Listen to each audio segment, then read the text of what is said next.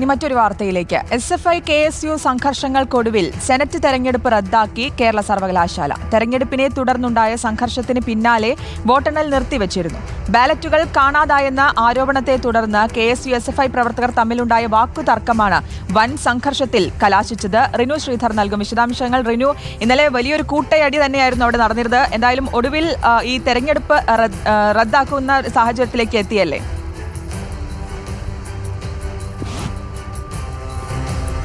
തീർച്ചയായും ഇന്നലെ 2:30 മണിയോട് കൂടിയാണ് സെനറ്റിലേക്കുള്ള തെരഞ്ഞെടുപ്പ് നടന്നത്. യൂണിയൻ തെരഞ്ഞെടുപ്പിൽ ഏറ്റവും കൂടുതൽ സീറ്റ് നേടി SFI വിജയിക്കുകയും ചെയ്തു. എന്നാൽ സെനറ്റിലേക്കുള്ള തെരഞ്ഞെടുപ്പിലും ജനറൽ സീറ്റിൽ SFI വിജയിക്കുകയും അതേസമയം 2 സീറ്റുകളിൽ KSU സംവരണ സീറ്റാണത്, ഇതിൽ വിജയിക്കുകയും ചെയ്തു. എന്നാൽ ഈ വിജയത്തിൽ ചില സംശയങ്ങൾ പ്രകടിപ്പിക്കുകയും റീകൗണ്ട് ആവശ്യപ്പെടുകയും ചെയ്തു SFI. ഈ റീകൗണ്ട് നടത്തിയതിലും KSU ജയിക്കുന്ന ഒരു സാഹചര്യമാണ് ഉണ്ടായത്. ഇതിനെ തുടർന്ന് ചില രീതിയിലുള്ള സംസാരങ്ങൾ ഉണ്ടാവുകയും അത് പിന്നെ വലിയ സംഘർഷത്തിലേക്ക് കലാശിക്കുകയും ചെയ്തു.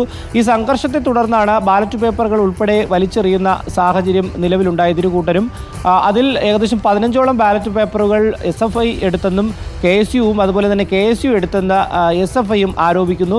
എന്തായാലും സംഘർഷം വലിയ രീതിയിലേക്ക് കലാശിക്കുന്ന ഒരു സാഹചര്യം സെനറ്റ് ഹാളിനകത്ത്, അതായത് വോട്ടെണ്ണൽ കേന്ദ്രമായ സെനറ്റ് ഹാളിന് അകത്തും അതുപോലെ തന്നെ ഈ സർവകലാശാല, കേരള സർവകലാശാലയ്ക്ക് പുറത്തും വലിയ സംഘർഷത്തിലേക്ക് പോയി. ഈ KSUവും അതുപോലെ തന്നെ SFI വിദ്യാർത്ഥികൾ തമ്മിൽ പരസ്പരം ഏറ്റുമുട്ടുന്ന ഒരു സാഹചര്യത്തിലേക്ക് പോയി. തുടർന്നാണ് പോലീസ് സംഭവ സ്ഥലത്തെത്തുന്നത്.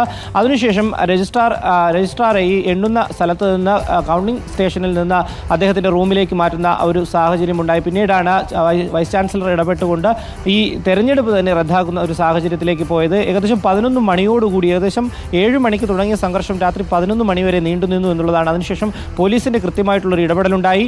പോലീസ് ഇടപെട്ടാണ് ഈ സംഘർഷത്തിൽ ഒരു അയവ് വരുത്തുകയും KSU പ്രവർത്തകരെ അറസ്റ്റ് ചെയ്ത് നീക്കുന്ന ഒരു സാഹചര്യത്തിലേക്കും പോയത്. തുടർന്നാണ് SFI പ്രവർത്തകർ ഉൾപ്പെടെ അവിടെ നിന്ന് പിരിയുവാൻ തയ്യാറായത്. എന്തായാലും തെരഞ്ഞെടുപ്പ് ഇനി എന്ന് നടത്തും, ഏത് രീതിയിലായിരിക്കും ഇനി മുന്നോട്ട് പോവുക എന്നുള്ള കാര്യത്തിൽ നിലവിലൊരു തീരുമാനം എടുത്തിട്ടില്ല.